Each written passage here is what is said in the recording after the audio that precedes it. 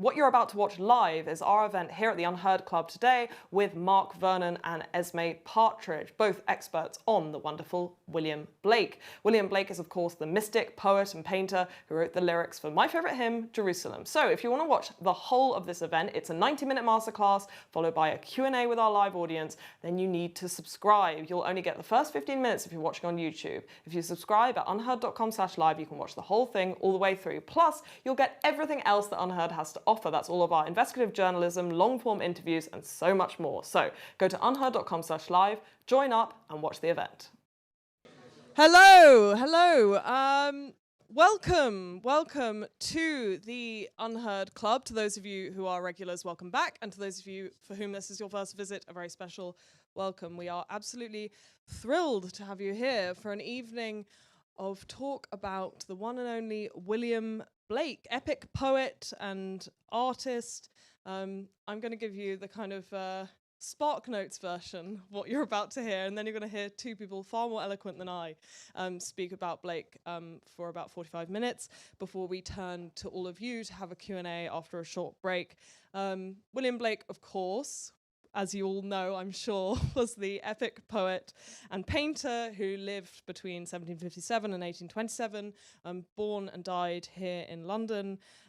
He was considered during his life insane by many of his contemporaries, as all the good ones are, and was mostly unrecognized during his lifetime for the archetypal images and prophetic words that he created over the course of his life, mainly in solitude. He had a kind of explosive, revelatory, creative mind that doesn't come around very often and has become, at least now in the imagination, a kind of figure of modern mysticism. So he's a fascinating person to look at and has many relevances and reverberations in the modern day, which I'm sure we'll get into.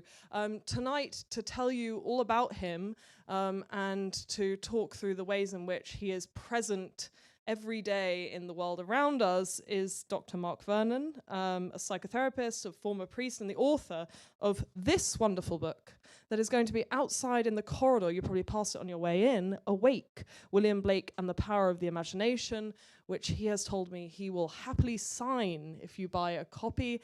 If you're watching us online, then you can find a link to the book in the description, and I would highly recommend you buy a copy. It is an astonishing, enlightening book that really brings Blake into the present moment, and he will be in conversation tonight with a regular at the UnHerd Club, Esmé Partridge, religion researcher and speaker on all things mystical. I'm absolutely thrilled to have them both here tonight, so please give them a very warm welcome.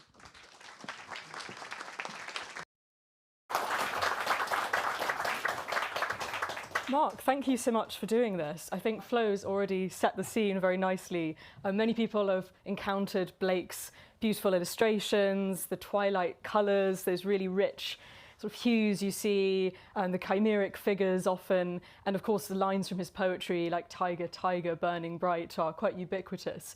I wanted to start by setting the scene in London, actually, because I think it's fair to say that when Blake is born in 1757, he's really very much reacting to the times in which he's living. So could you talk a bit about what kind of world Blake entered into and how that may have formed his early visions?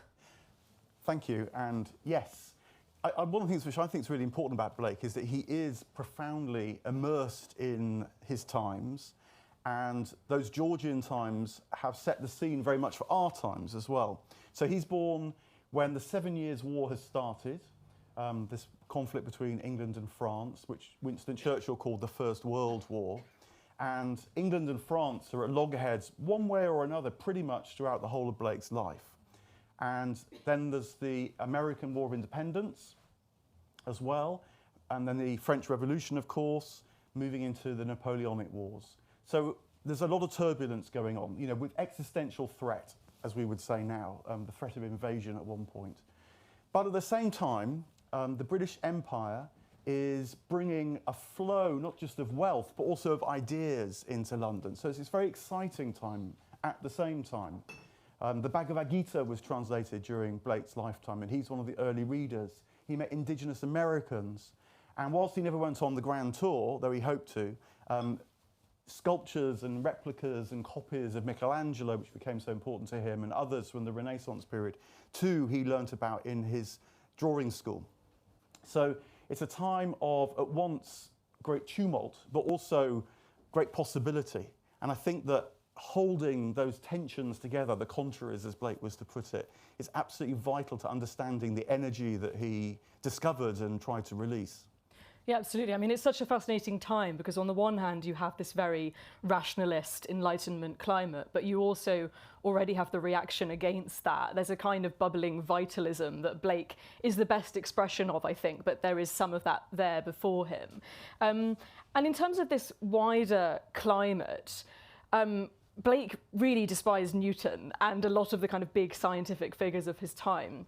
And I think one of my favourite paintings by Blake is Newton's Sleep, which depicts Newton hunched over, staring at a piece of paper, trying to measure right angles with a compass. And then behind him, there's this mass of wild aquatic life. And I think the idea being that he's got his back turned on the kind of whimsical reality of nature and is trying just to see the world in this fixed way. And would it be fair to say that Blake is in part reacting against that mechanism that's popular in the time? He is, but as ever with Blake, he's trying to find a third way. So he wants us to understand that scientific modes of investigation, which he too himself he adopted, he called it sweet science. And think of him as an artist. He's known as much as anything else for being a great experimenter with materials. And so he knew a lot about copper plates and acids and pigments and papers. If you'd gone into his workshop, it would be more like, I think, a chemistry lab than a studio. So what is he driving at with this figure of Newton? And I think what it is that there's a great temptation that comes with science, particularly when it starts to gain the power that was so important in the Industrial Revolution. It really starts to change the environmental landscape, which is that, well, as we would say now, people start to confuse the map with the territory. He talks about the fear that generalizations start to seem more real than what he called minute particulars. And so his critique of Newton is that Newton's extraordinary imagination has got very focused and solved very remarkable problems, such what's the connection between an apple falling from a tree and the moon revolving around the earth, which isn't remotely self-evident. And so he's got a wonderful imagination, but at the same time, it's become not just into Newton's Sleep, but this single vision, as Blake also calls it. It's become so focused that the very act of producing these laws of nature has led to him becoming uncoupled from the life itself. And that tendency to prefer the abstract was what Blake feared was starting to take hold. And of course, when you get the power, the technology to start changing cities and generating new forms of architecture and so on, really quite tangibly moulding the landscape according to these abstract ideals, it really does start to uncouple you from the wider world. And I think that is his critique of science. He wanted Newton, Bacon and Locke, this triumvirate, to join hands with Milton, Chaucer and Shakespeare, which they do at various points in his poetry as well. And I think for Blake, key to that mission is falling in love with nature again. And so many of his early visions, I mean, interestingly, his first vision happens in a church, apparently, when he's a baby, right? And he imagines smiling, giggling angels on the ceiling. Yeah, so he was baptised in St James's Piccadilly, and over the font was a hood with a great guardian angel tumbling down the hood. And I like to think that even his blurry young eyes might have seen something that he already recognised, yeah. Yeah, I mean, I want to come back to the subject of religion and the church in his time very shortly. But it's fascinating reading about how so many of the visions that Blake has do take place in nature and in the natural world becoming animated. So I think the most vivid example is his diary about walking through Peckham Rye, describes it as the leafy fields of Camberwell or something. Obviously, it doesn't look so much like that today. And seeing angels in the trees and the whole natural world becoming full of the divine. So I'm just thinking about nature and how does Blake's quest to rediscover, to re-enchant, start in nature? What he understands is that intelligence isn't just something that you and I might have. Imagination is not something that you and I might have. But as he puts it, nature is imagination itself. And so we can participate with the wider world, with others, with ourselves even, by sharing in that vitality. And so he wants us to cleanse the doors of perception, as he puts it, not to have some kind of peak experience that momentarily takes us out of our alienation, but to cleanse the very philosophy that's told us that what we perceive cuts us off as much as connects.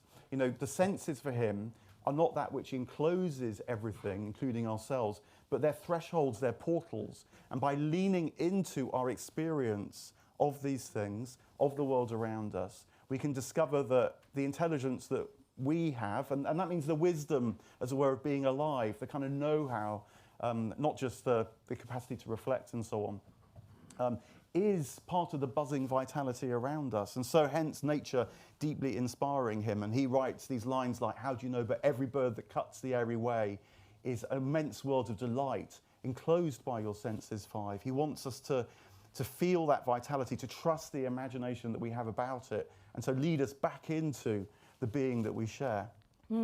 Thank you. And what's quite interesting is, on the one hand, the dominant science at the time is suppressing that view. It's becoming monomaniacal about, well, particulars, but not in a good way. It's sort of fixating on the particular instance and not moving back out to the universal, which is exactly what Blake is worried about, I think. So on the one hand, there's science, but also, and I think this is where Blake is most radical, is that he sees religion in his time as also perpetuating that same disenchantment. I was wondering if you could sort of introduce how Blake reacted to the institutional Christianity of his day and how that set him off on his spiritual journey, if you like. So theologically, the thing he protested against is called deism. And as he puts it, this is the Nobo Daddy. This is the idea that God is this distant demiurge that designed the whole thing, set it all going, but then kind of disappears behind the clouds. And in the same way that the source of the vitality might disappear from behind the clouds, so too we lose ourselves as well, as if we're just run by fixed laws and processes. And he felt that the church of his time was getting too aligned with this deism. It has a sort of political manifestation.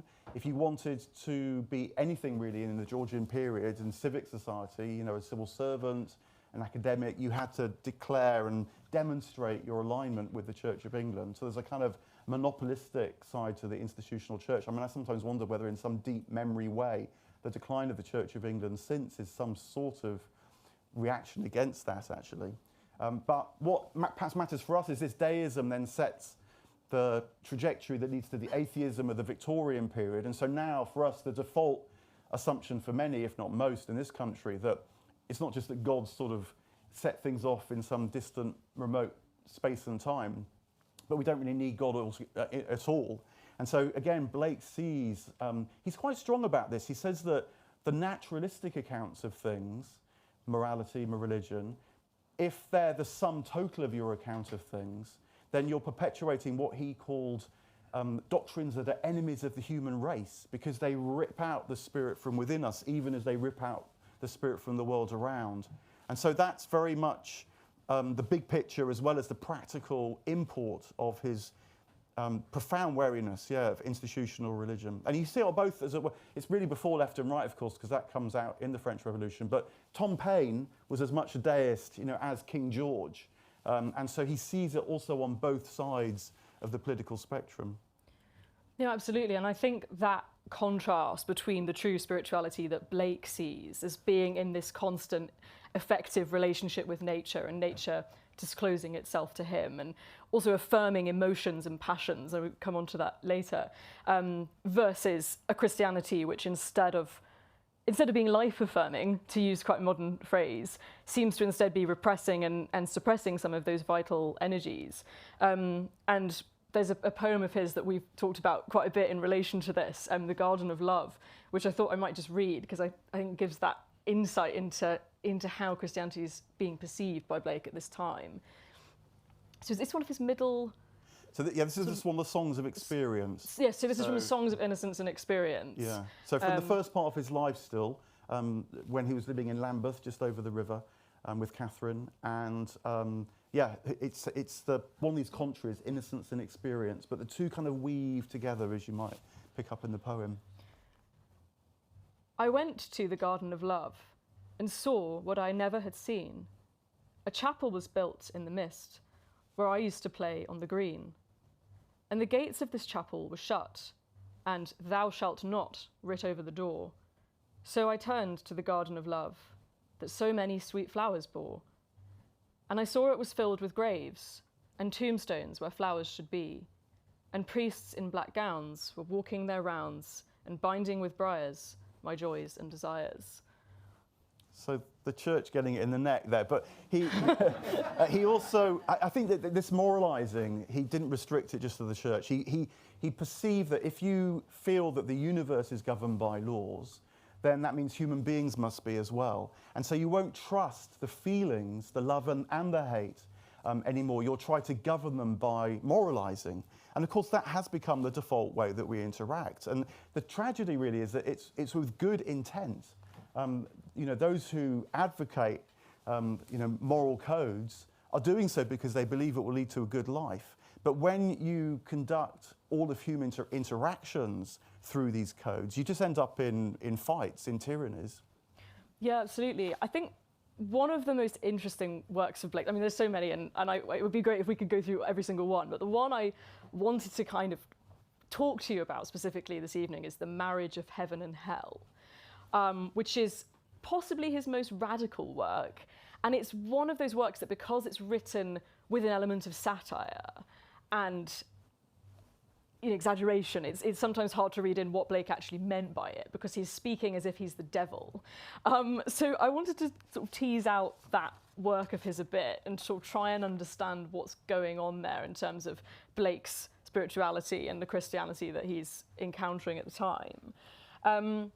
So could you sort of remind us of what is The Marriage of Heaven and Hell? What is the setting? So again, it's an early-ish work, and it is very, radically and wittily expressed. I think actually Blake is one of these figures that really has a constant theme that he just returns to in different ways. So the later poems, as much as the earlier poems, are very related to The Marriage of Heaven and Hell. It's called that, again, because of this business about how he feels contraries, opposites need to be brought together. It's partly in reaction to Emanuel Swedenborg, who is this tremendous London figure as well, a very famous engineer. And then in his 50s, he has these visions where he travels to heaven and then travels to hell. But had rather separated the two. And Blake is like, no, there's something about the whole that means we can hold what seems disparate together. And in that disparateness, in that tension, is the spark, is the exuberance of life. He very much wants us to get that. And so having fun, saying, I kind of learnt more from the devils, really, than I did from the angels. He talks about angels being rather prissy beings that always think they're on the right. And that actually sort of depresses and suppresses their vitality, whereas the demons are always a bit edgy, not quite sure what's going on. They sort of turn their back on the truth, they kind of trust their own truth, and yet they know it's quite not enough. And they're often the most interesting people to be with. And so The Marriage of Heaven and Hell, it's depicted it's portrayed in a sort of series of different mini chapters. Some are sort of statements, like exuberance is the only energy. Others are witty little tableaus where, for example, one evening I had dinner with Isaiah and Ezekiel. They claimed to be prophets, but how did they know they were right? I really wanted to ask them. He gets taken on these kind of cosmic journeys by angels and demons. And he has the famous Proverbs of Hell in there as well. So some of those Proverbs of Hell are extremely fascinating and possibly the most in danger of being misunderstood. So I'm going to just pick the most outrageous ones and get you to try and explain what Blake means by this. Drive your cart and your plough over the bones of the dead. So I think this is an allusion to Blake's Christianity, in particular the figure of Jesus, who is also weaving a presence through The Marriage of Heaven and Hell. I mean, Blake, in a witty mode, goes so far as to say, maybe I'm a kind of new Jesus figure, although he would later add, but maybe so are you, and so am I. So he's talking about the human form divine there, but drawing in that reference particularly to Jesus's tougher sayings. So Jesus has his famous remark about put your hand to the plough and don't turn, to look back. And he also talks about let the dead bury their dead. So I think this is a pun on Jesus' sayings and saying, look, there's something absolutely fundamental about what we're engaged with here.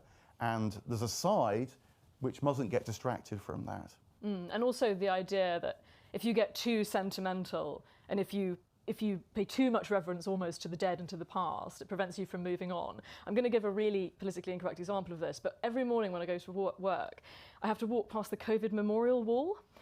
And obviously completely well-intentioned, but you kind of think so many years on, a society that's has no way of resolving this other than to just keep all these hearts there fading.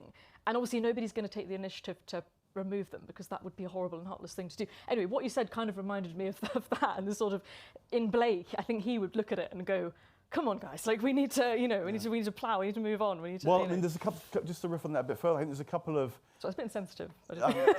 feelings that, that Blake would really worry about in our times. One is sentimentality, but the other is unforgivingness. If you bring those two things together, you get real, explosions in society. Yeah. So another one, which I think you alluded to earlier, the road of excess leads to the palace of wisdom. So for Blake, desire is fundamental. And if you try to control your problems individually or socially by thwarting desire, then what you're doing actually is cutting yourself off from your humanity, because that desire might well make mistake after mistake after mistake, but without it you can't find satisfaction, and in particular for Blake you can't find the divine source, which is your source as well. And so anything that thwarts desire is ultimately going to do you down, and it's better to pursue therefore the road of excess, because that will lead to the palace of wisdom. That's interesting. I mean, it reminds me a little bit of, going back a few centuries, Irasmus's Praise of Folly, where again it's a similar text because he's giving the character of folly this platform and is praising stupidity and impulsiveness and saying, oh, well, if people didn't have impulsive sex with each other, then we wouldn't have the human race, and this kind of thing. And maybe it's a similar thing going on there where he's saying, well, actually, if you look at the long term, you actually need a bit of excess and a bit of impulsiveness to sort of keep things going, maybe. Yeah, because in a way, what will satisfy us is excessive. The divine emanation is excessive. The infinite is excessive when it comes to our appreciation of it as finite beings. But I think that Blake, he's not libertarian, though. I wouldn't just to qualify that slightly, because he would also argue that if you just pursue, say, your erotic desire willy-nilly, you just end up addicted. You just end up another consumer or another devourer. And that is not a happy life either. He wants us to learn, actually, a kind of excess, as he puts it in The Marriage of Heaven and Hell elsewhere, that everything that lives is holy. That's the kind of excess he wants us to find in the Palace of Wisdom. You may have preempted me with that answer here, but I'm going to read, I think this is the most baffling one, and maybe the most shocking to readers of Blake today. Sooner murder an infant in its cradle than nurse unacted desires. Well, this one is much discussed, as you might imagine, but I think that it's where Blake actually, he's also got his feet firmly on the ground, as much as it were, looking into the heavens. And what he knew is that infant mortality, as we would now put it, was probably at its peak in this period, in the Georgian period, compared to the rest of history, actually. And he read people like Mary Wollstonecraft, who was also very engaged with this, other figures. And what he's saying, I think, is that you can't deal with this impulsive nature by moral means. What you've got to understand is desire wants to go somewhere, and through education, through public art that he wanted to produce, and through a rich spirituality, not the suppressive civic codes of the Church of England, help people to understand what this excessive desire seeks. Because if you don't, it just backfires, and it backfires in pregnancies, and because of infant mortality, you might as well have killed an infant in its cradle rather than nursing your unacted desires. Yeah, I think that's definitely the best analysis of it I've heard so far. Well, thank you. With Blake, often, these knotty phrases, he wants you to work at it because the whole point is to release an insight, not just to be told. If he just tells you what to do, he's just replicating the moralising that he's so against. But in a twist and a poetic, shocking phrase, an insight might release, and then you're changed, not just told what to do. But what does that mean for the concepts of good and evil? Because I think they do start to get a bit tangled, don't they, if you take that view too far, potentially? I mean, these relationship between things are asymmetric for Blake. This actually is, I think this is one of the ways in which he's very orthodoxly Christian, actually, that he did follow the principle that evil or bad is actually a lack of good or light. And so whilst there is a relationship between the two, it's asymmetric. And the very vitality that is known in the darkness amongst the demons, those who are evil, is actually the vitality that's got misdirected or misguided and will only really flourish when it discovers the light and the good as well. So you can, if you like it, the good can hold the bad, but the bad can't really tolerate the good. And so Blake's innocence, this word innocence that we've also had coming up tonight, is the capacity not to be naive. He says ignorance always dwells with wisdom, not with ignorance, but to be able to keep saying yes to life, to being open to things, because suffering happens. Terrible things happen. He lives in this period of tumult and war. You can't stop that. But what you can do is keep saying yes to life and holding out, therefore, for the good, even whilst you're not distancing yourself from half of life that you just otherwise don't like. If you're seeing my face, I'm afraid that means your free 15-minute preview is over. If you want to watch the rest of this event and you can continue watching from where you left off with Mark and Esmé, then all you have to do is to become a subscriber. It's really simple. Just go to unherd.com/live or click the link down below and you'll join the family of UnHerd. You'll support events just like this one and you'll be able to watch all the rest straight through to the Q&A.